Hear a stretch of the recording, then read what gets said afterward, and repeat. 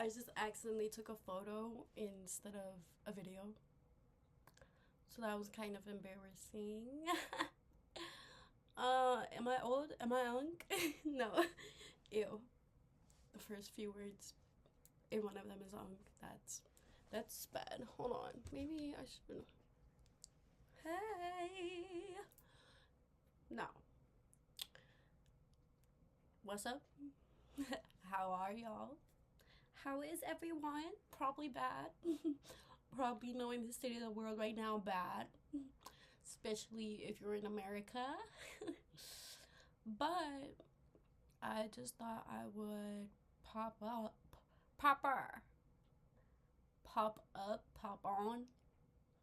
I actually don't know where I was going with that, what I was trying to say. But the world needs some sort of positivity. Authenticity is a big word that comes to mind right now because of the state of the world. Like, you're finding out these people who you had this big image of in your head, perhaps parasocial relationship with,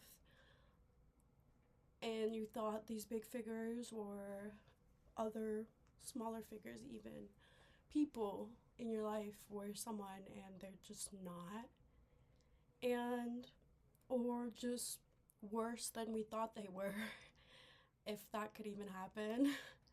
And it's shattering, but also a call for realness, for people, being themselves, be you, because we need that. We need the real you. We need you. And a lot of my life, I would say, I've been kind of living for other people. Hold on. I have notes, so I stay on track with my ADHD. It's not diagnosed, but we know. We know. Just, if you're not you, who are you? What are you? What are we doing here?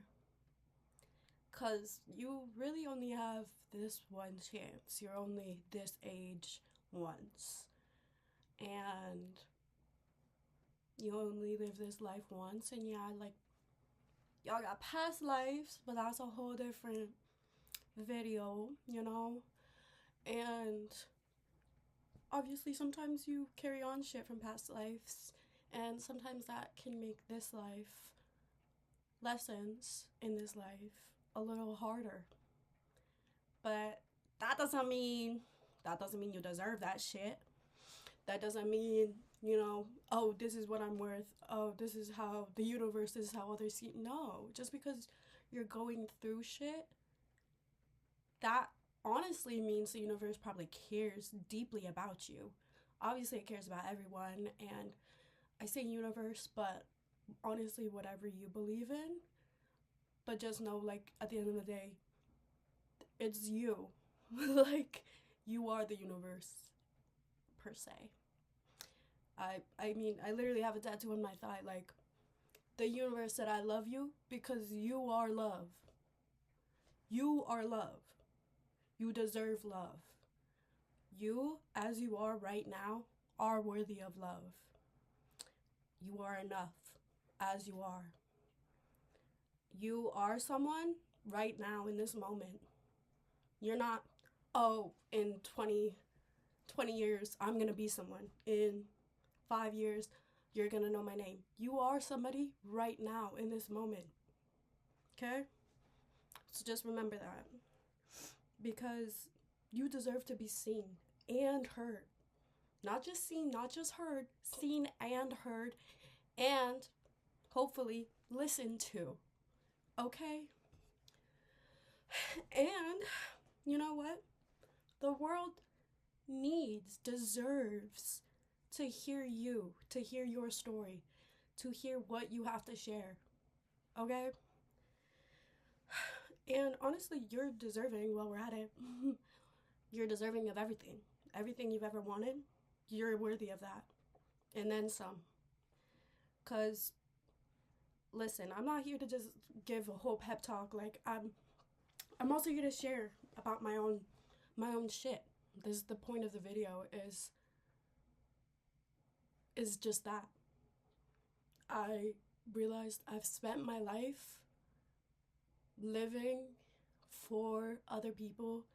And I thought about this analogy, you are your own story writer, right? You're the writer of your own story.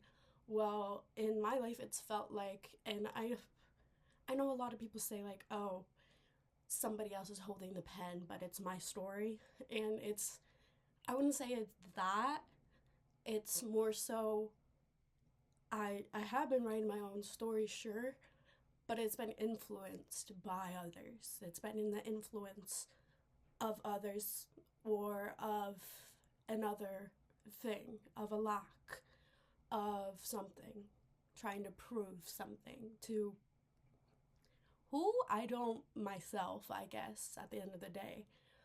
There's been a part of me, and maybe this is also probably tied in partially to the fact that I'm a middle child, and middle child syndrome a bit, the middle child effect of, hold on, my smoothie.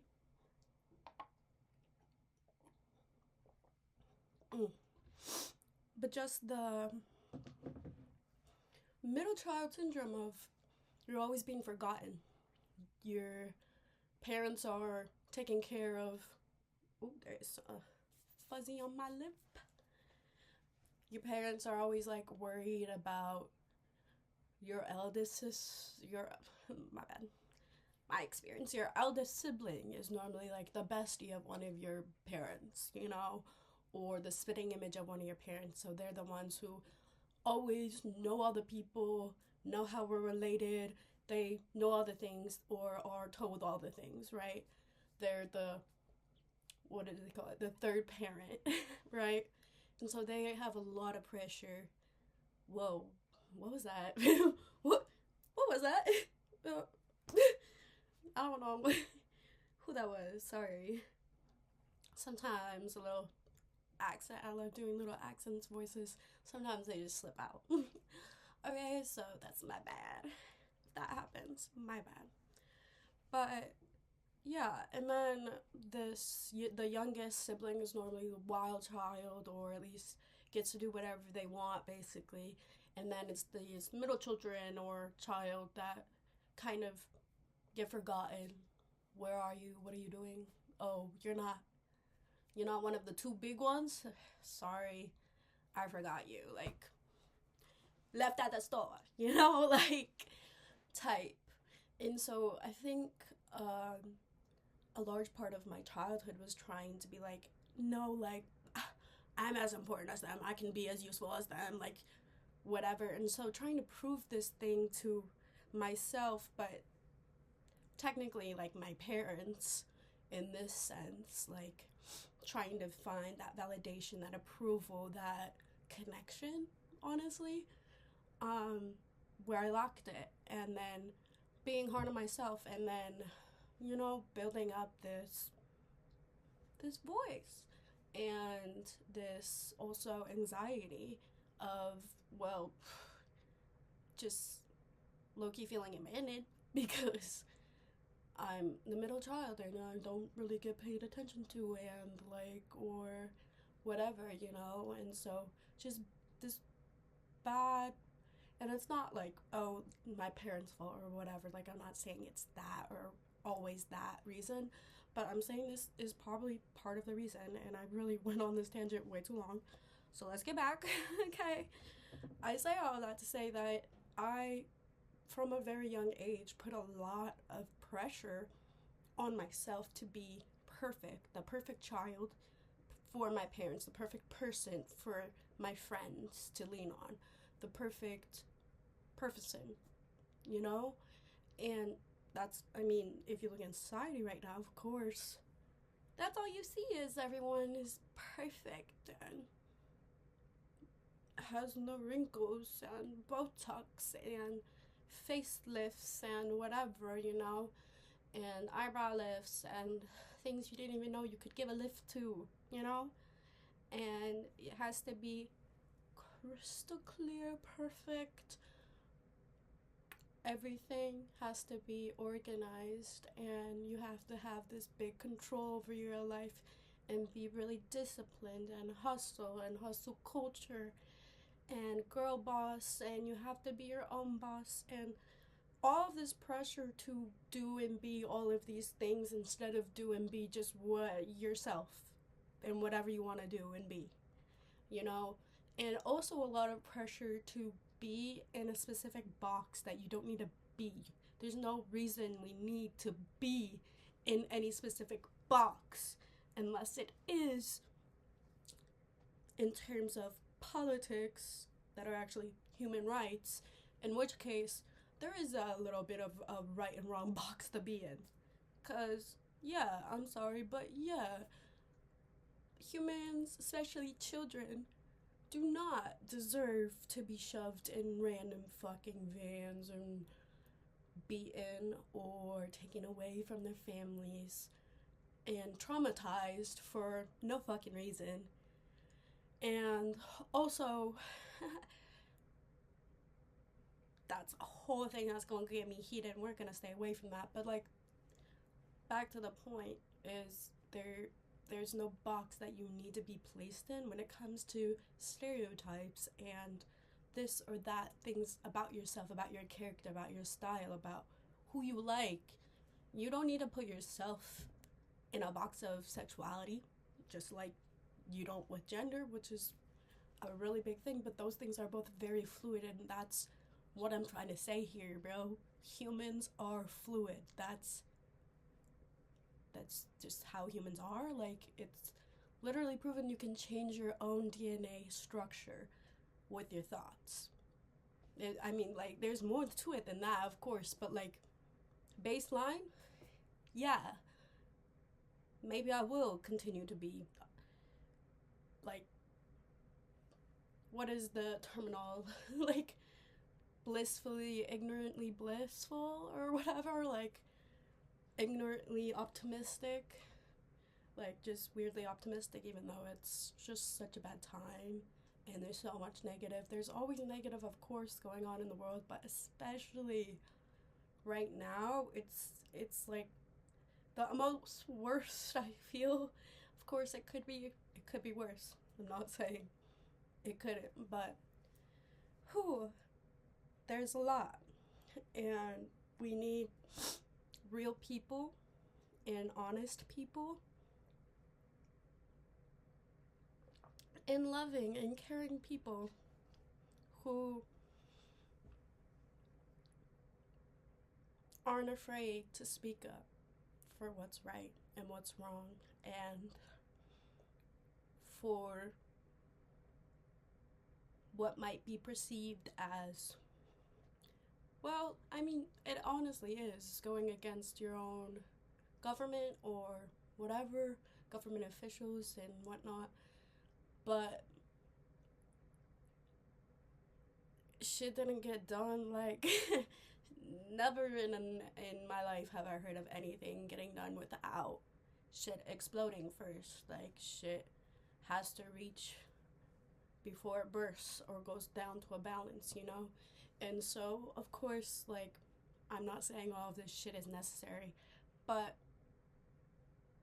there is shit that is done in ways that is made to distract you from shit that is going on, that is not looking good, you know, not gonna make you happy.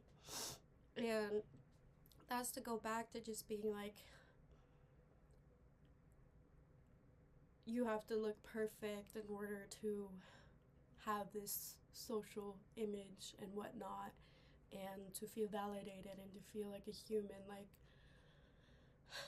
there's so much like subconscious subliminal messaging in society placed on girls at such a, like, as soon as you're able to understand words, boom, there's, oh, oh, you want to be a mommy? Oh, go take care of your baby. Like, that's one of the first roles we're taught about. Being a mother.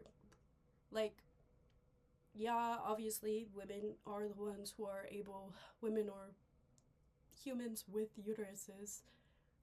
Sometimes, actually, they do have two uteruses, plural. Anyways, isn't the human body crazy? But why are we being placed into these roles of caregiver, caretaker, one role at such a young age? And like, that's just one small example. Of course, that's seen everywhere, but then it's the, oh, your child shouldn't wear that, a bikini, what? And of course, like, not to say that it's like an actual bikini, like normally it's a tankini or whatever, but the weird sexualization at such a young age, and then that internally is gonna make you be like, okay, well, I have to do it, like I have to present myself like this, and I can't wear this and this and this, and then that starts the self-conscious of self-consciousness, my bad, of just being so concerned all the fucking time. What do I look like? What do I smell like? What am I acting like? What am I posing like? What is my posture? Does someone have a camera? Is someone famous? Is someone nearby? Can I fart? No. that's just my personal sorry. Like, you feel like you have to be this plastic doll, paper cut. That's literally two different things. Holy shit. Hold on, girl bosses. Let me come back to myself. It's 420. 420. But anyways, shit, where even was I in my train of thought? This was supposed to be short, mind you. I'm just being a really big yapper today, and maybe there's a reason for that, and maybe there's like some sort of other message. Sorry for shaking.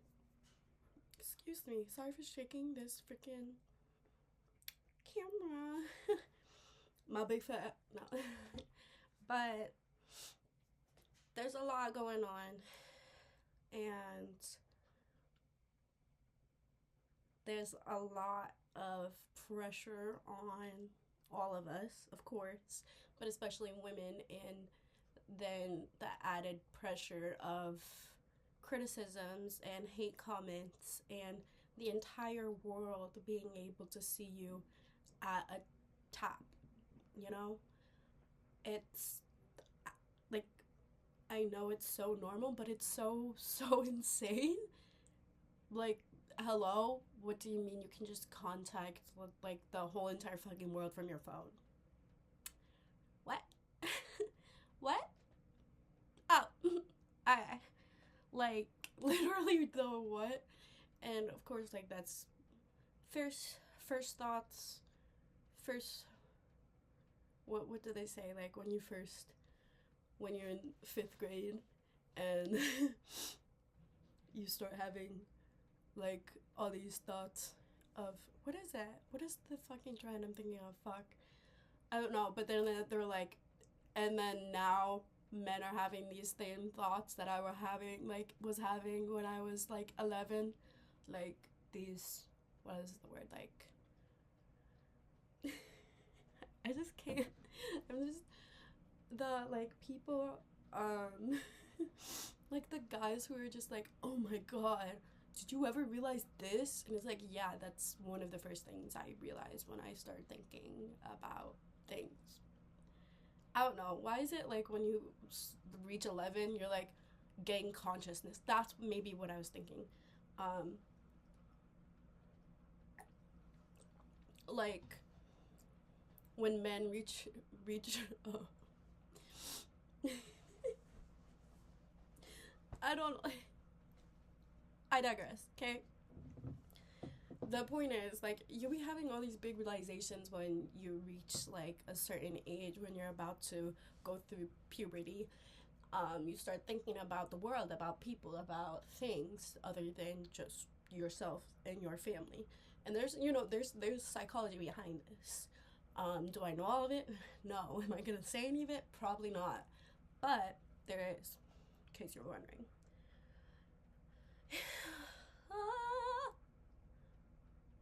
just needed to stim for a second. But anywho's, you bet your ass I still, like, because of growing up and wanting to be the perfect kid, and then all of this societal pressure, then okay, now I'm trying to fit this societal mold on top of my parents' mold, and on top of that I'm a woman. On top of that I'm a woman. But yeah, there's a lot of extra shit that is placed on us that a lot of women, and then just also not just physically, but the not wanting, the, like I said, the subliminal messaging of you need to be the man's servant. And it's so, like, slightly sprinkled into everyone's daily lives and feeds and relationships that you like miss it almost, or don't even notice it at all. And it's crazy. It's crazy how, like, we're taught that we need to serve the man and do whatever for him, please him in any way type, like. And so then, like, you're growing up and you're like, okay, I need to dress this way so that the boys like me. And then, but also I need to not dress like this because then society's gonna label me like this. But then none of this is you, right? And so then you just put on layer and layer and layer and layer. And I went through shit, you know. And then, of course, I got older and processed a lot of shit and was like, what? Like, each year of your life, you look back on your life and you're like, you know? And I feel like that's where I'm at, especially in my early 20s, you know? Just, like, each year my brain forms. Each year my frontal lobe forms a little more. I just get a little smarter. And my, like, thought process gets a little more reasonable? Question mark?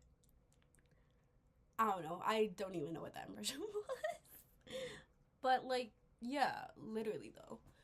And I feel like after I reached the age of 20, like, I feel like it's just, like, common, what's the word? Common, girl trope, common female trope to have some sort of weird, crazy experiences happen to you when you're 16, 17, and then again, like, go through the worst time of your life.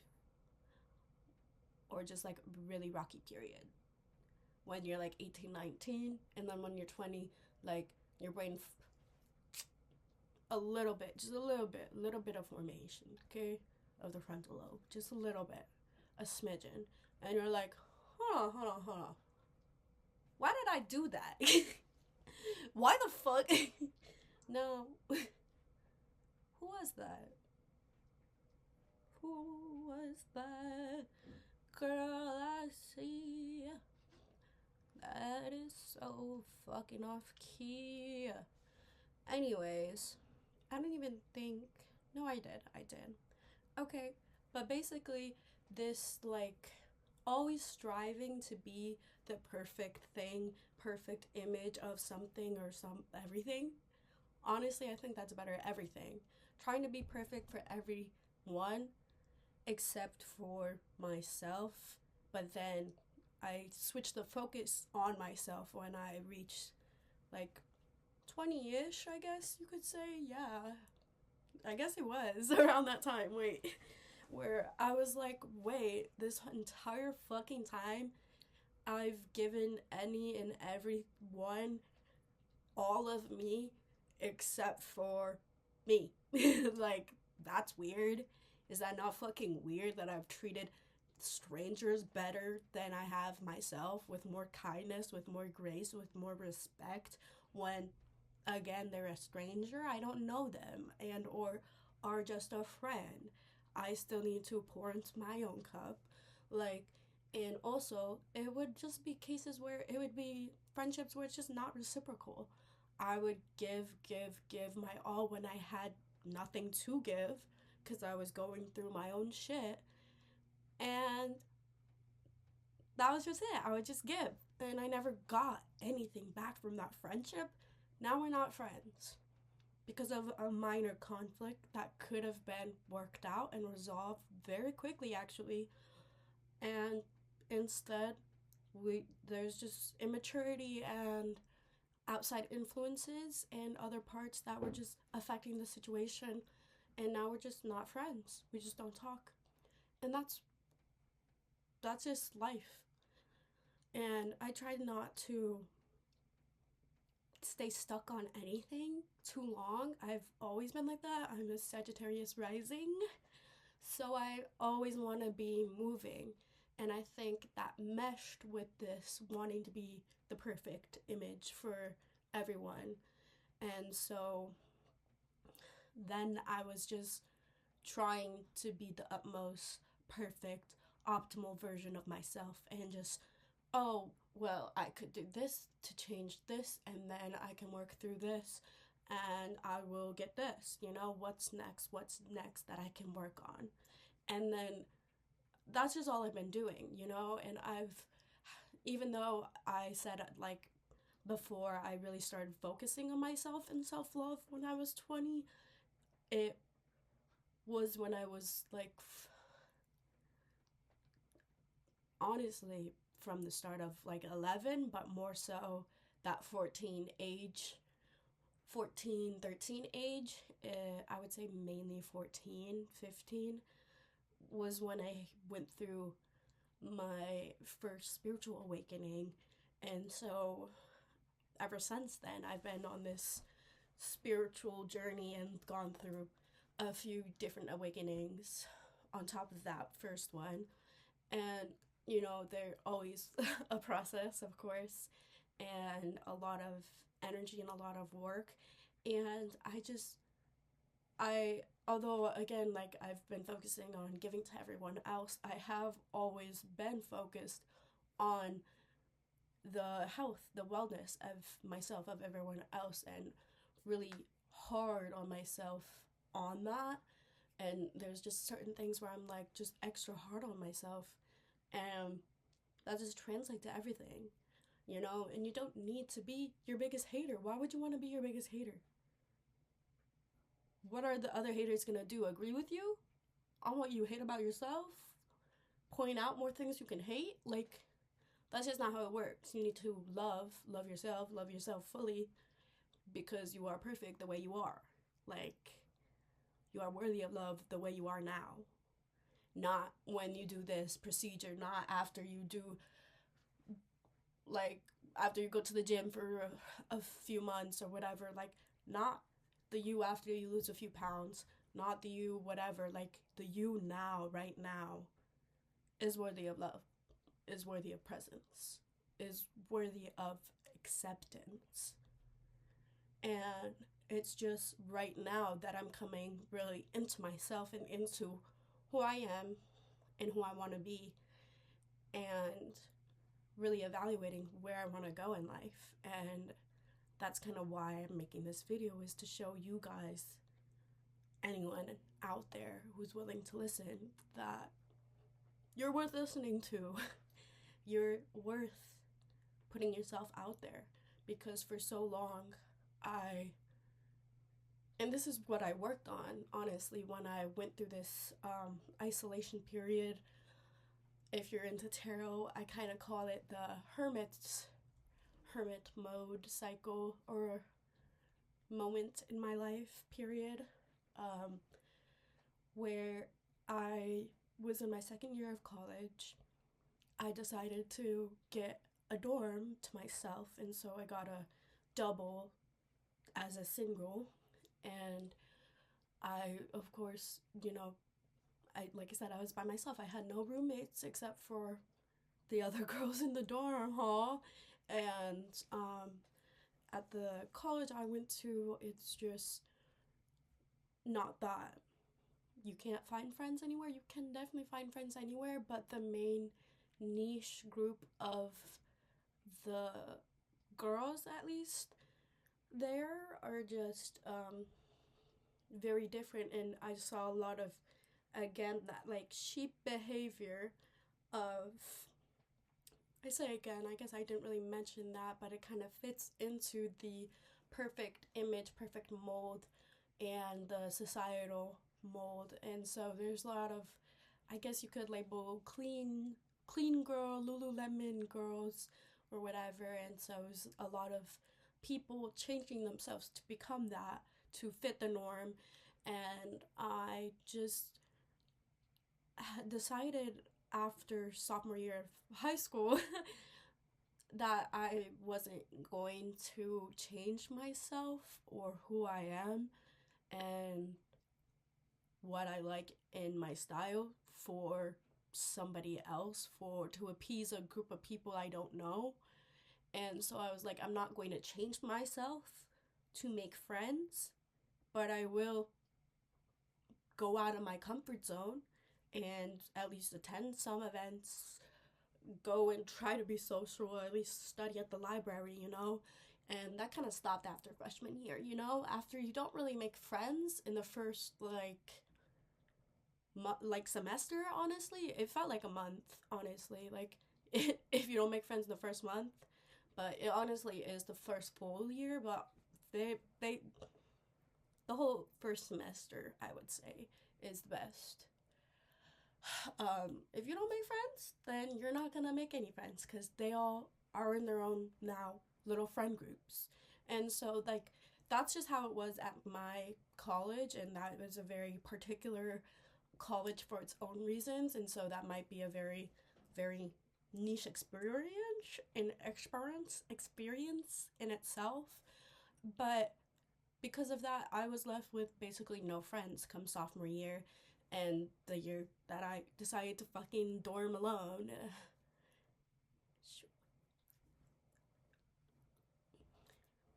I'm editing that out. I'm editing that out. Don't worry, don't worry. But anyways, let me get back on point. I went through this big fucking hermit mode, and I basically spent every single day alone in my fucking dorm with my baby kitty, of course, but still alone nonetheless, with no humans, just me, my girl, my baby kitty, and the sounds of everyone else having friends, you know. And even if they're not like, oh, we're good friends, because holy shit, drama at that college, and I didn't even hear like a tenth of it. So imagine that. I know 1/10 of the gossip that went on. My bad. And I still am shocked at how crazy quick girls are to stab each other in the back, I would say. And so that definitely did not help me wanting to try to make friends with any of these girls either. But it left me with a lot of time of reflection, of losing my sanity, I like to say during the time, because a lot of it was spent on the floor crying or hyperventilating. Panic attack basically, some of the time, but like just sitting with myself and sitting with my life and my thoughts and my choices that I've made and who I am and have become because of the choices I've made, you know? And that's when I started like asking myself, like, well, why am I choosing to stay in a negative mindset, in a negative look? Why do I keep attracting negative things? Why is this or that happening to me, you know? What was this horrible situation? What is the lesson out of that, you know? And I've always had this positive, optimistic outlook on life, and have always seen things as, well, if this didn't work out, why is that? And did it teach me something? What did it teach me? What is the takeaways here? Because I don't believe everything is just meant to like, everything bad that happened to you, like, yeah, maybe not all of that was fucking meant to happen. Like, you weren't meant to fucking be abused. But I think there is a takeaway from that always. And I think you were meant to go through painful experiences. And sometimes when you don't learn that, you have to go through it the hard way to learn it because you're a stubborn piece of... But again, maybe that's just personal experience. But I started keeping track of that at a young age. Like I said, I had my first spiritual awakening when I was like about like 14. I figured out / found the world of just spirituality when I was 11, you know? And so I kind of was there, but it wasn't like, whoa, until I was 14 and was really going through a difficult time in my life. And I noticed that during this time, I was oddly getting a lot of guesses and things right, and or like there was just random things where I would be like, oh, I call this happening, and it would happen. And so there's just a lot of things like that where like truly just felt magical and like, whoa, this shit low-key real, what the fuck. But then again, I ever since then I was kind of aware and like made myself be a little bit more self-aware, I guess you could say, more than I already was, from the self-conscious from society and the pressure of being perfect for my family and whatever that I placed on myself, mind you. But I was aware, you know, and so is that to say I still didn't make stupid fucking decisions all the fucking time? Of course not. Like, I've made so many fucking mistakes or just poor decisions, but those decisions led to amazing things that I think were meant to teach me, meant to happen, meant to meet certain people, you know? And I, like, greatly take away from any relationship, any situationship I've been in. I really do take away and take a step back and think of, well, what did that teach me? What did that teach them? What did we learn? What did I learn? What did he learn? And what, like, maybe could be the takeaways of it, of all sides of it, you know? Because maybe the thing that it taught you is that you don't fucking want to be with someone like that again, or, you know, like, it could literally be that you figured out that that's not what you like. That's not what you like. That's the takeaway, you know? But at least you know now something about yourself, which was earth-shattering to me, because I was like, wait, to know something about myself? Wait, I know I like this? I don't maybe like it? Like, I was always a very indecisive human, indecisive about everything, you know? And that's because I relied on everyone else to tell me what to like or whatever. And especially if you grow up with older sisters, you're always like, well, what are you doing? What's cool? The little sister, I wouldn't be like you. Or stealing clothes. Might need to get a Kleenex. But let me try to wrap this up, honestly. I just basically, at around the age of 20, like I said, I was realizing a lot of things and realizing that I'm hey, this is my life. I'm the one in charge here. I'm the one running this shit show, you know? And I have the power to make it a show instead of a shit show, you know? A whole production, baby. I'm talking, no, soon. She's coming up now. See my Broadway. No. But because of this, like, all of these pressures and images and molds that I was trying to fit instead of filling my own mold, my own cup. I developed this fear of staying the same. And especially like once I went through my first spiritual awakening around 14, 15, I realized I don't want to be the same. I don't want to be like everyone else. I rather be my weird ass self. Thank you. Even if I have to be alone. And that's just something I accepted, and thank God I did, because whew, man, I am glad I did not put myself out there more in certain situations, because I would have made such bad random like fake friendships that are probably like last 2 seconds, you know. They probably already stabbed me in the back before we even said hi. Like, I don't know. It's crazy. Excuse me. And that's why I'm saying we need to come together. Because we are sisters. No, but yeah. Like, at the end of the day, we are all, if you believe in God, like, we're all God's children, per se. We are all brothers and sisters. And we all, to say that, we all need to take care of ourselves and each other. And that's literally what humanity is about, like community and shit. And I feel like we've lost the plot. We've lost the plot. The plot was, we had one plot, right?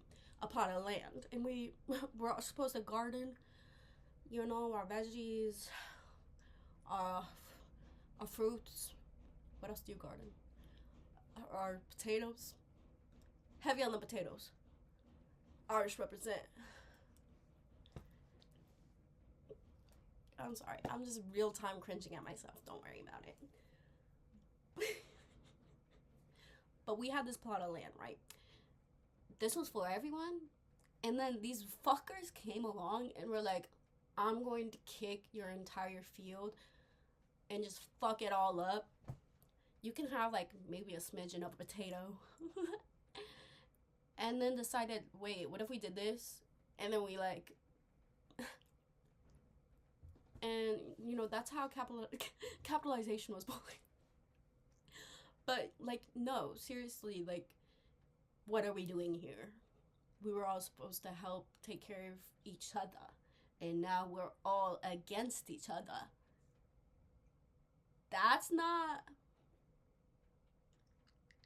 And I honestly think that it's, actually, I'll just say this, it's mad interesting that Trump has used and abused his powers as president, not his actual powers. Hopefully he doesn't have actual powers. Irresponsibly, might I add. I mean, you can abuse your power, but like at least do it responsibly. No, but Minneapolis specifically, a lot of the time, why specifically Minneapolis are you targeting Trump? It's just, I think it's just interesting. Is all I like really find, honestly. And that's all I'll say about that, you know. But I think it's for a reason. As well as a few of the other things that have happened here that were really big pivotal points, and a few other things. And also, Minneapolis also birthed me. So, I mean, it birthed some pretty good big movements, and you know, I'm a pretty big good movement too. So, fitting.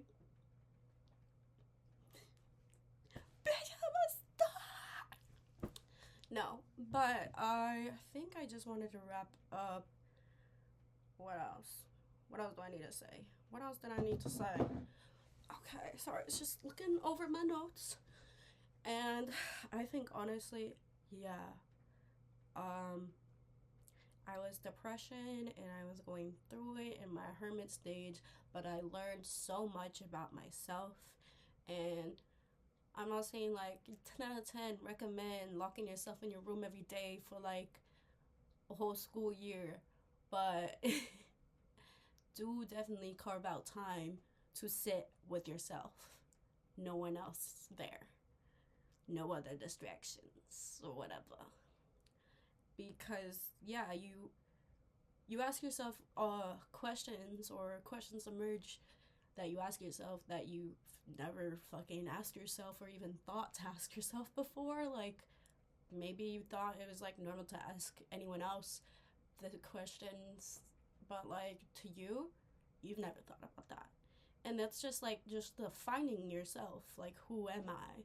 That was just the biggest question. Who am I? And then now it's who do I want to be? You know, who do I want to become? Who am I becoming actually? You know? And finding a bit more of direction and focus and drive based off of the strength and resilience I've built up from overcoming all of these challenging traumas that I have, or have gone through. I guess I don't know how to form that sentence correctly, I guess. But just realizing I've never felt worthy of being, of just being. I've always felt like, well, if I'm not doing this for someone, then I'm not. What am I doing? You know? And I never genuinely thought of, hey, what do I want? And that's not to say like, oh, I knew like you should do what you want to do and be yourself, but I didn't know what that meant. And I would say that to everyone, not knowing that I'm not 100% my authentic self right now.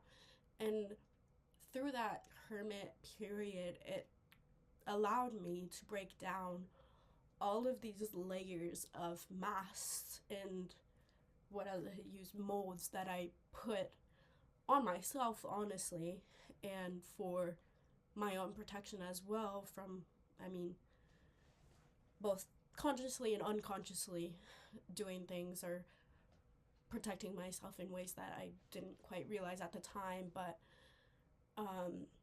is kind of technically masking, you know? And so I figured out that I don't need to do that. There's no reason. And also, the world is not made for me, but I can make the world mine. Question mark? Was that a bar? Did that work? Chat? No.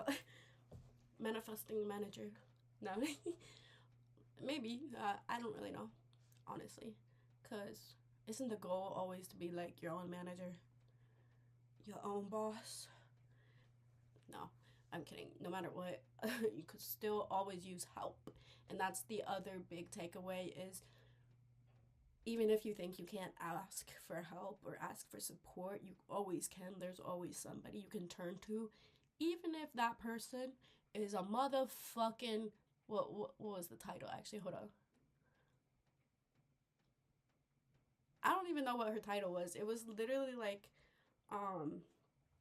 like student coordinator.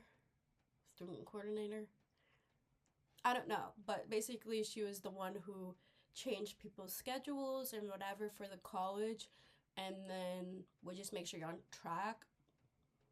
Advisor? She literally was just advisor, maybe?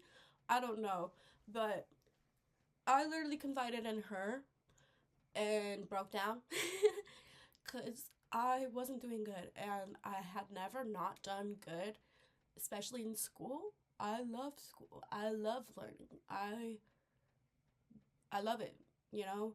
And I've never necessarily like been bad at it besides math. But I actually think I might have what is it called? It's like a learning disability where like your brain can't comprehend numbers and just like a lot of different things about them. Question mark. Like you can't understand how much numbers are, like how much they actually are worth, question mark. I don't know, that was a really bad explanation, but anyways, I'm pretty sure I might have that, but that's besides the point. I've always loved learning, and I was doing bad, and I needed to drop out of a few courses last second. It was literally like a few weeks before the semester was supposed to end, and I was like, I thought I could do it. And again, it's that I put all the pressure on myself, and I put all of this extra pressure on myself that I was crumbling. And then again, I didn't have friends, so there's just so many. And then again, like I really wasn't reaching out to anyone because I just think that I also like deserve doing everything alone a little bit back then, you know. And so I remember I met with her just to discuss how things were going, and yeah, I just broke down crying, and she told me like, even if you have nobody else like to talk to or friends or anything, like just make an appointment or just stop by, because normally I'm like open and we can talk and whatever, and or like I'll give you advice or be here. And even though I never really accepted that offer because I felt undeserving of that, and or like a burden to her, just because I'm going through it and I need support a little extra, you know? And that's not to say like, oh, I don't have family. I was just never really close with any of my family like at that time. And when I moved to college, like that is when I kind of like low-key was like, I'm free from my family, because for so long I was like, I need to get out of this house. I need to get out of this house. And then that's when I kind of also healed and worked on my relationships, and or what I've perceived my relationships as being with these people in my life or past people in my life that might not be in my life anymore and whatnot, and realizing like, oh well, I have this daddy issues and I have these mommy issues about this or that, and why do I have that, or where does that stem from? And sometimes there's really no fucking reason. Sometimes we're literally just born. I mean, who doesn't want to be like liked by your parents, right? It's this innate craving, I guess you could say, or whatever, I don't know. But you know, but just her offering me, like that college advisor just offering me and extending me that hand of community, of friendship, meant so much. And I don't know if she ever thinks about me, but I think about her and how good of friends we would have been. Because I just know, like, based off her office, me and her would have gotten along. And, like, based off our talks, too, like, that's bestie right there, you know? But genuinely, though, other, like, outside of your therapist, it's okay to have, like, an older female friend who gives you advice. It's okay to have a second mommy, you know? No, but I'm just trying to say it's always okay to accept help, and that's never, ever, ever means that you can't handle it all on your own. We know you're capable, but that doesn't mean you never need help or support. And sometimes you need that. You need that more than you realize. Okay? And the big thing is, especially with me, and I kind of left this out, but like I've struggled with anxiety, social anxiety my whole life. And so I was always anxious to ask for help, for homework or for this, or just in general, talk to people, but especially when it's asking something. For some reason, that was just such a big thing where I still sometimes can't get over that, and over that weird anxiety of just like, oh my god, the question is stupid, I'm stupid, like this whole thing is stupid, like I shouldn't even ask the question, and the thing is, you're not going to get help or support, and people might not even know you're going through anything or need that unless you say or ask, and so communicate, reach out, let people know, because you don't know how many people are just waiting for you to say, hey, could you help me? And you're so worthy and deserving of that help, just as you are now. So the point of this was, I'm not afraid anymore. And fuck anxiety, we're not letting her win, and we persevere, and no matter what, we love ourselves through it all, and we love everyone else too, of course. But yeah, I don't even know. I just want to say, you're so deserving of love as you are right now. You are worthy, and you are someone right now. Not in 10 years, not in 5 years. You are someone right now, valuable and worthy of attention, of affection, of being listened to, of being heard and seen. You are worthy of all of those things. And of your wildest dreams, bitch, as we're on it. So, I hope that this helped you gain some insight on yourself, on whatever, or at the very least, you got a kick at my random impressions, or random voices, I should say, not really impressions. I guess, hey, I did do a few memes in there. So, I don't know, I just hope this helped someone in some way, and or you at least feel a little better about yourself after listening to my kind words. And I just, also, 57. That's crazy. I also didn't plan to cry. That's also a little crazy. I knew I would maybe cry, but around that, interesting. Shows how much work I've done and how much work I need to maybe do, or things I need to revisit. Crazy. I need to maybe dial this down. But yeah,